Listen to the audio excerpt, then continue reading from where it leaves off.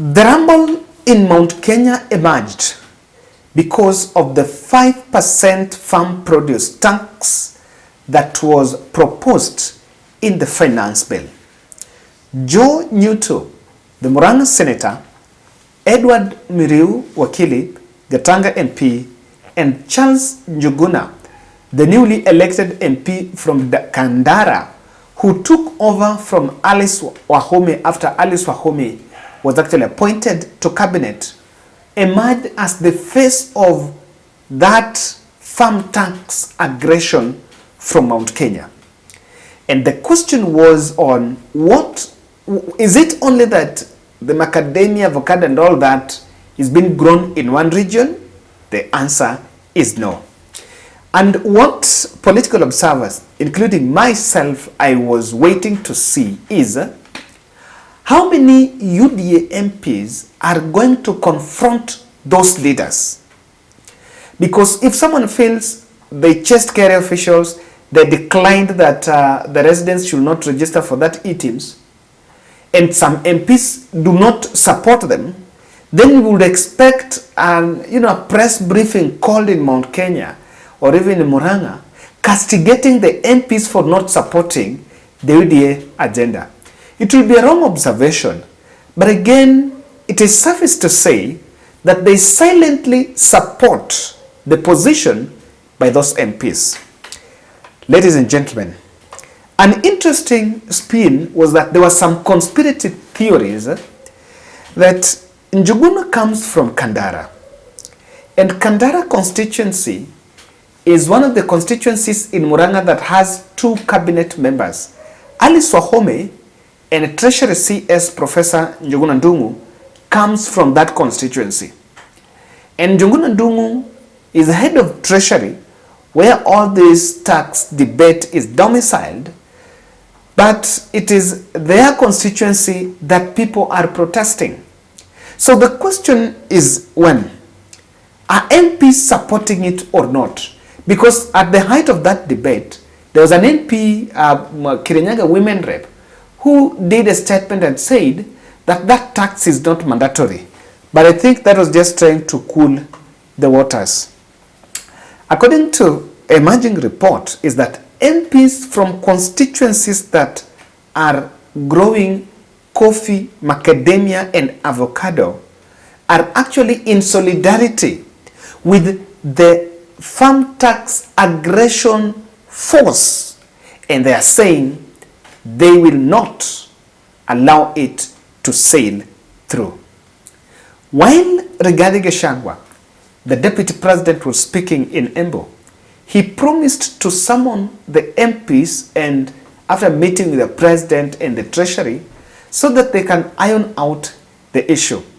But just a day after that, Aaron Cheriot, the Senate majority leader, emerged in Twitter and posted saying that no tax is going to be shelved, and Mount Kenya, just like the rest of the country, must pay that tax. It was a statement that could put it into finality. But do you know that any attempt to call the leaders to summon those MPs has backfired simply because they are getting a solid support of others behind them? And why should MPs meet the president on this matter? And they argued that despite of them calling for decline of that aggression, MPs understand very well that President William Ruto's meetings on such matters is normally a one-way lecture session, very dismissive of young politicians whom they disregard as simply looking for popular policies. The last time MPs confronted the president in State House about the state of the economy, the president told them, this is not the time to be popular, and we will have to do it. And now, I want to explain for you why it will be very difficult to silence the protest voices in Mount Kenya. And especially at this critical time. it will be very difficult. I want to explain that in details, but before I do that, I want to humbly request you to subscribe to our channel, click the notification bell, and like our videos. Thank you very much for those who are sharing our videos. And I also need to do a reminder here that we are doing a project. I still don't know, but we must do our CSR project in April, and I'm receiving those suggestions. The concept is very clear that apart from political commentary, we also live in this society. We can blame the politicians for their part, but as Kenyans at our individual level, there is a little that we can do to intervene into the community. And that is where the bold CSR exercise through the charity network is looking at that. So touch, look at your community. Look at your community and find out, what do you think we can do? What do you think is the gap that we can fill? And it must be a gap that will support watu wengi, not one person. Want to deal watu wengi. Are there children with disability in need of wheelchair? Is it a school in need of a desk? Is it, it's quite an array of ideas. And I'm just saying because I've received such proposals. So, and I like that direction. People are buying that concept. Now, why it is difficult to control MPs' protests in Mount Kenya? Number one, the experiment by Gathoni Wamuchomba is one that has given MPs the nod to go ahead. Since the finance bill, Gathoni Wamuchomba has stood her ground and has insisted that William Ruto is wrong on some issues. And despite of threats, cannot get second term and all that, Gathoni Wamuchomba is still getting traction. And she's on ground, and there is no single instant that she's been heckled, chased, or booed by her constituents. And in fact, she has pulled an image of a queen fighting for her constituents. So even these MPs are looking at.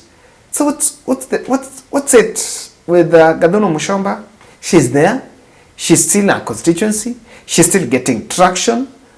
Know that things have gotten worse for her because she stood against William Ruto's draconian policies. So that reception, in fact, the reception of Githunguri residents on the reception of Gathoni Wamuchomba in Githunguri is a clear testament that not all is lost. And it's not a lost war to emerge and demand those answers. Number two, William Ruto has emerged and cut an image of a president that has colossal dismissal of the popular voice. The popular voice has the public has pronounced itself on many issues. They've told the president, we don't want the houses. You can build the houses, don't use our money. We've built our houses. Those who want, let them be. They've also asked the president, these houses you're building, it's not a priority. And it will not be easy for us even to come out of the slums because people living in slums are living there because of income. It's not really a question of houses. The president has declined to listen to that popular voice. And you can list the popular voices where the public is saying, we don't want it, but the administration is saying, it has to be my way. It is my way or no way. So just because of that, who would want to be unpopular? Because at the end of the day, politics are local. The other third reason is weak, or rather zero center of power in Mount Kenya. You cannot compare this with in the run-up to 2022 general election. After Uhuru Kenyatta fell out with William Ruto established an alternative center of power. And MPs had two ways in it. You either go the president, Uhuru Kenyatta, or go Ruto's side.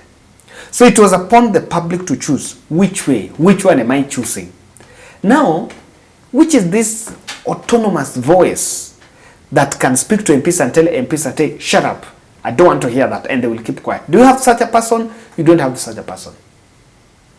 The Gate doesn't have those audacity now. It doesn't have those bragging rights, because the same MPs are saying it is his turn to be dropped as the deputy president so that Ndindi Nyoro be picked.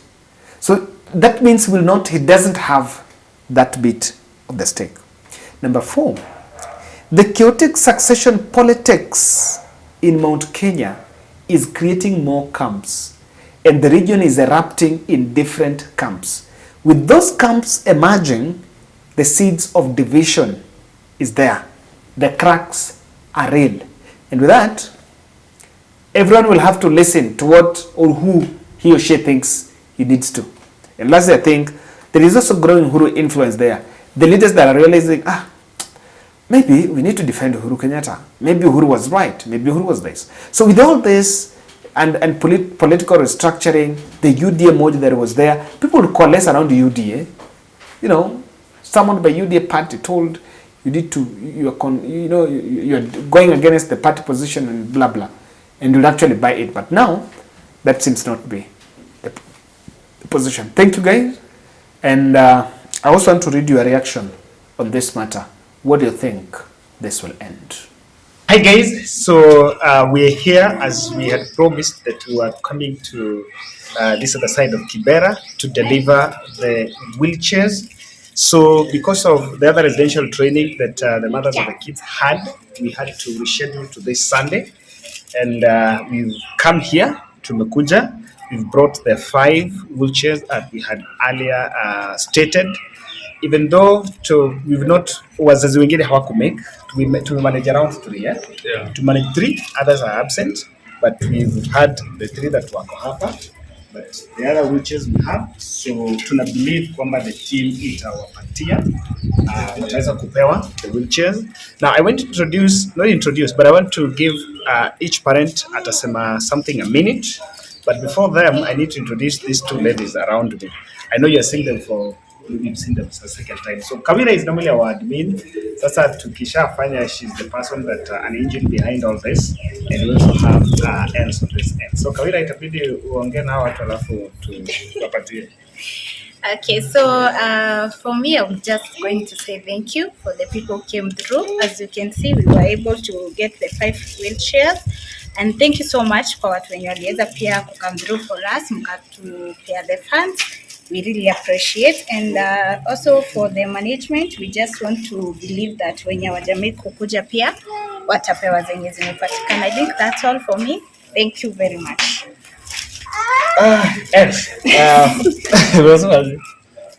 Mama Benja, I say something.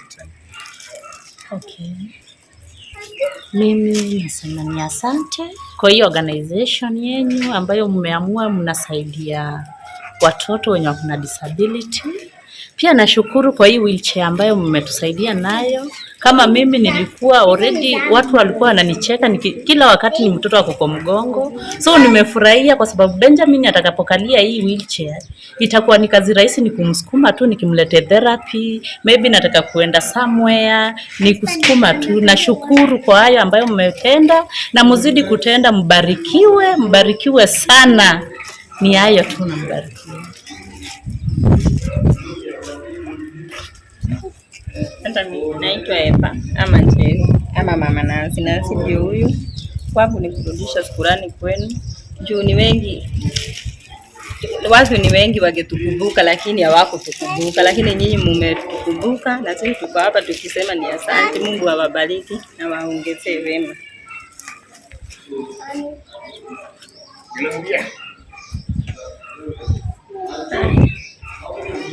Na mimi naitwa Sara Kemto, Mama Gloria. Gloria ndio huyu already amekalia wheelchair. Na mimi nashukuru Mungu kwa sababu yenu. Mungu amewatumia, mmekuja kutusaidia. Ndio watoto kama Gloria ni mkubwa, kumbeba kwa mgongo ni shida. Nashukuru Mungu, Gloria amepata wheelchair ataendea shule Januari. Wacha Mungu awabariki. Mali hiyo pesa imetoka na Mungu airudishe. Mbarikiwe sana na Mungu awaongezee. Nimeshukuru. Thank you. Yes, so yes, on behalf of this amazing team, asanteni sana. I'm just short of words. We mentioned that intervention ya disability we will try to still upscale. Nimerealize kwamba the number of kids in need of wheelchairs ni wengi sana. We cannot, but I believe with this start, as we roll into 2024, we'll be able to support and develop this as a full program and support the team that we have here so that we move forward. Asante sana.